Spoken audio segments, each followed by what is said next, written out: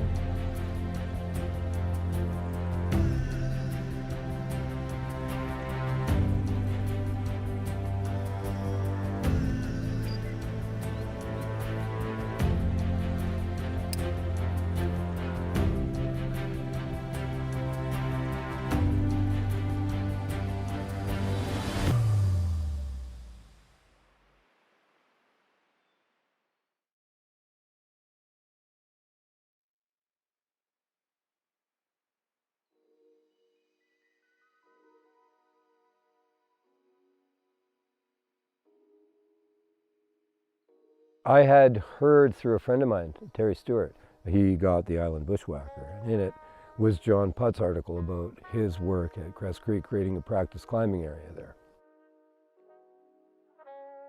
And we all drove out here one day to see if we could find it. We kind of almost missed it. But eventually we spotted it off the bridge and we went over to have a look at it. I thought to myself, wow, this is good work. It's a beautiful little spot. And the bolting seemed really solid. And it seemed like it would be the people that put the roots in there did a really good job of it.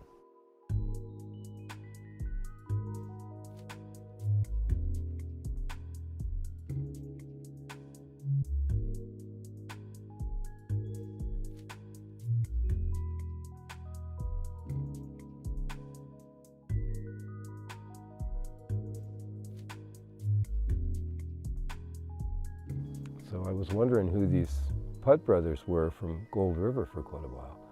Came out here a few times, but we never seemed to run into them.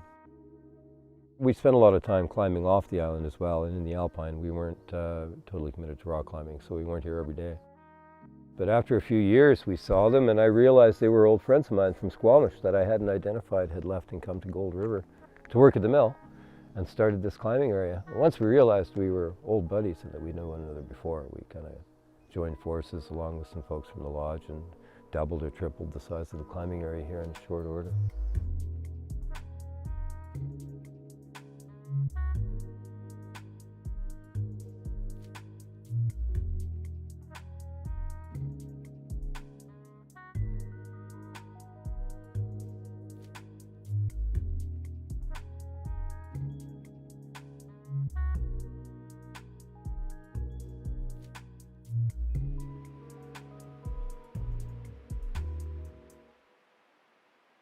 The Heathens are a group of people who appreciate activity in the outdoors. I won't say we're a climbing group specifically, we're an outdoor club. We've had volleyball teams and running clubs and everything else, soccer team in the past. But the outdoor group, the climbing group, is best known. We are a group that intends to promote and protect the environment and the use of the environment for recreation, to advocate for the positive benefits, not just the psychological ones I talked about earlier, but the physical ones as well, that a person can benefit from when they're in the mountains and doing those kinds of activities.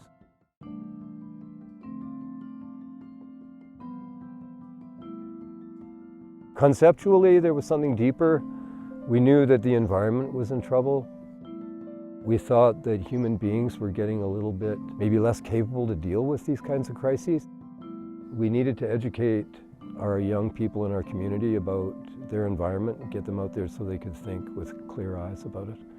And we thought maybe the environment needed more people out in it to sort of see what it offered. So we felt like the environment needed us and we needed the environment. It became a symbiotic relationship.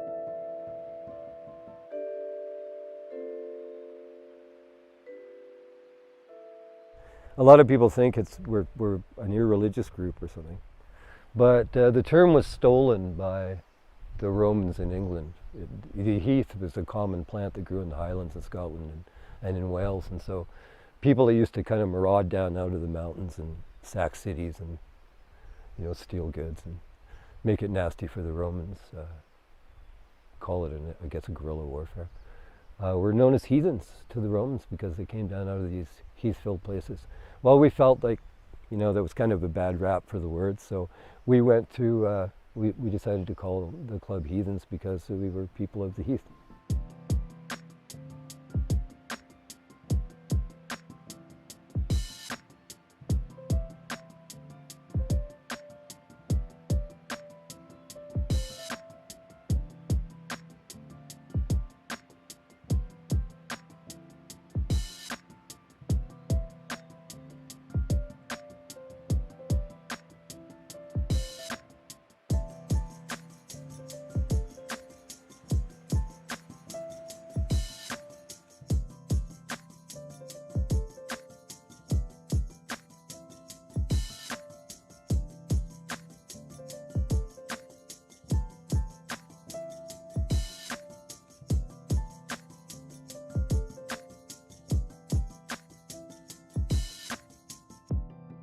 We're going to get out, we're going to scrub these cliffs. Well, if we make them all our climbs, then we're using public land for something that's specifically for us. Instead, I think it's more appropriate to take public land and develop it for everybody. Somebody who is going to lead a 5.6 who's comfortable leading 5.12 is probably not going to think it's much of a challenge and would consider it over-bolted if it had the same amount of bolts as the same length as a 5.12. But I don't see why somebody that only climbs at the grade 5.6 should be so frightened on a climb that's at their limit. The 5.12 climber doesn't want to be that frightened at their limit. So I would say, well, put enough bolts on it that it means that it cuts the fall, any fall for any climber, down to a reasonable length. That makes it a recreation facility. Not a statement of I'm tougher than you or I'm braver than you, but a welcoming place that says, you're not an experienced climber, you don't have a lot of ability, but here's a climb for you. You could come here and enjoy a day walking around on the trails if you weren't a climber. Lots of people do. People love to walk up here and over the top and down to the other side and get a look at the lake. And then there's multiple types of climbing here too. There's aid climbing here. In the winter you can go ice climbing on the right winter. And there's difficult and easy climbs and all those different grades, so different climbers can come here and do different stuff. The ornithologists seem to like it here. And there's plenty of wildlife watching here. The berries are fantastic. You like to come and read a book by the lake. So part of the reason that we chose this place was because it has all these potential uses. Might as well put them all in one place. Focus the usage and the impact in one place and make it easily manageable from the road. The people that can't get into the backcountry can come and enjoy a little piece of the park on their terms that way.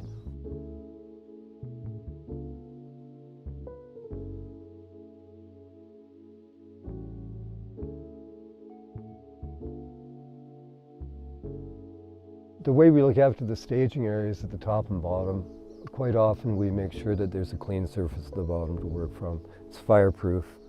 It keeps your rope and gear clean. Gives you good landing to come down on if you have to jump at the very start. But the most important thing is that it prevents water erosion coming down off the cliff, which has been stripped of moss where the climbs are scrubbed. It comes down in a real torrent, sometimes can wash away the material, so it's also shielding for the ground underneath. At the top, we try and make sure there's a spacious place to conclude your climb, set up the belay. We try and make sure the anchors are in a place where they can be accessed by a top roper as well as a leader. And all those things together make it maybe a little bit safer, maybe a little bit more clear-cut what to do at the climbs here. And that's why I think people who aren't as experienced like it so much. They don't have to figure as much out. It's thought out ahead of time.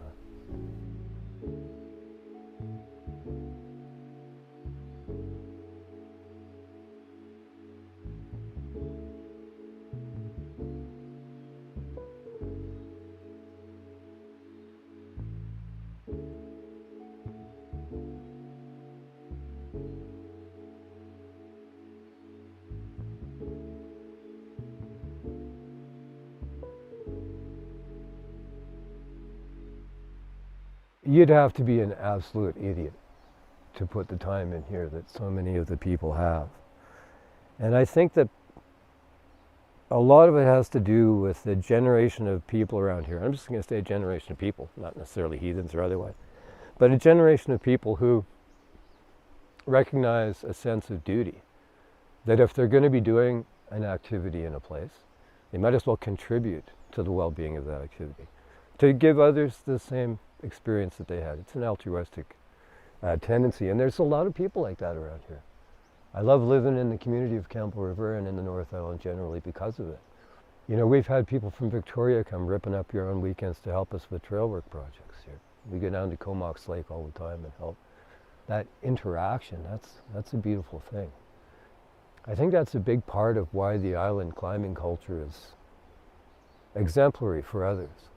It's generally, even though there's some weird stuff going on in the chat rooms and people have disagreements, despite that, it's a pretty warm environment, you know? And I think that warm environment contributes to a lot of the positive things that go on here and elsewhere.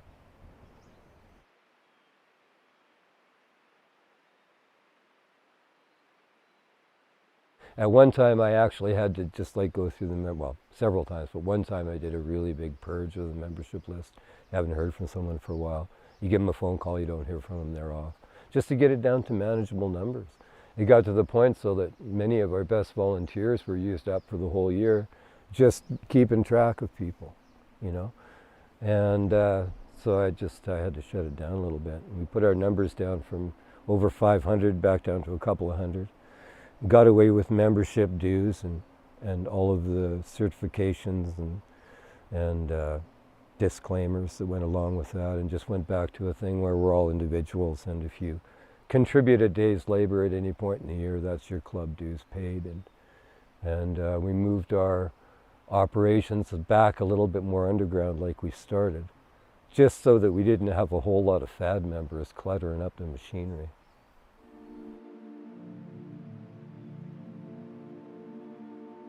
Nothing can work unless it's multi-generational. It just takes longer than a lifetime to do anything really worthwhile from an altruistic sense in public land. I think that for that reason, you know, a guy like Paul can come out to a trail work day here, and myself can come out to a trail work day here, and we can give knowledge that's hard earned over a long period of time. You know, you don't see a lot of 1 in every 20-year rain events or snow events if you've only been around for 5 years. So you need the experience on how to prevent the results of a big event like that. And you need the experience in terms of how to deal with government. If we hadn't had such good mentoring from the Friends of Strathcona Park and Marlene Smith's generation, we wouldn't have known what we were dealing with parks, and so we were kind of ready for their shenanigans when they got unsure or whatever. And I don't blame them, you know, it's their job to keep track of the place, and we were probably looking pretty comfortable here. So, you know, they've got to step up and make sure their voice is heard too, but knowing that, being prepared for that, and knowing that it wasn't the end of the world if that happened, that there could be a restart, having the benefit of people like Ruth Masters and Sid Watts bring us information from the 30s and 40s. That was all pretty critical. I don't think that our agreement would have been able to happen unless we'd gotten both the political training from the previous generation, but also the information that we learned from them on how to build trails and do a good job of it in this environment. There's just a lot of along the line experience that has to be passed from one group for another.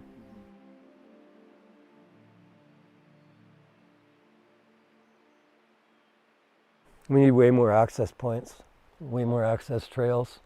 My suggestion would be a visitor center at the Elk River Trail, for example. You know, we need more facilities like that. We need better access for people with disabilities. We need places where they can go, better road access. You know, I'm talking about a lot of money there. I know there's not a lot of money in the budget for parks and recreation, but there needs to be. I mean, we're all crying about the health budget soaring. Well, I wonder now, if we spend a little bit more money on parks and recreation, you know, could we have better health outcomes later in life? I mean, I feel pretty fit for a guy that's 66.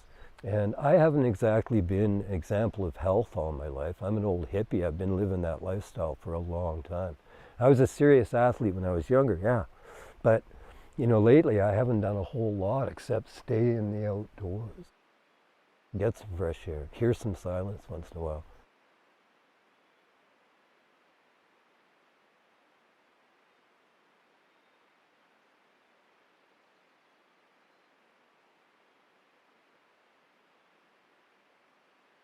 I mean, I think it's well known in most other places in the world that outdoor recreation and just being out in green space generally is a really valuable activity.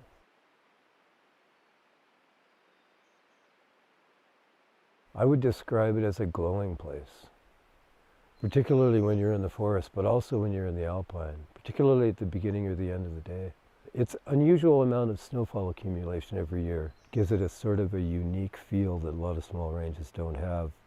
Gives it that Galen Rowell lighting. You know, he used to talk about mountain light being the foundation of what's magic about the mountains, and Strathcona has that in spades.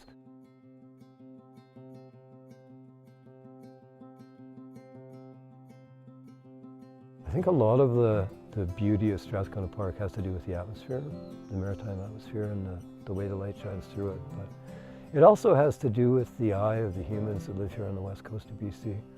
I think just living here, we've come to appreciate what Strathcona Park is in terms of, you know, the land where we live. It's home, and so when we go into Strathcona, I think we find a place that is home on steroids.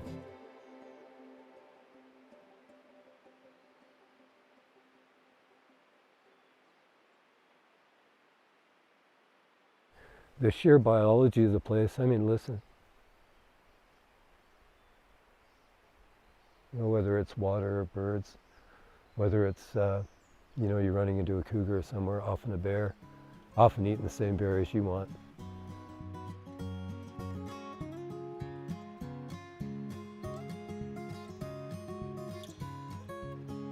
They're not harsh mountains, they're gentle mountains, but they're big and they've got scary parts and they'll kill you if you're not careful, but they're gentle in their presentation. They're more like a mentor that you really admire and a mentor you can love as well as respect.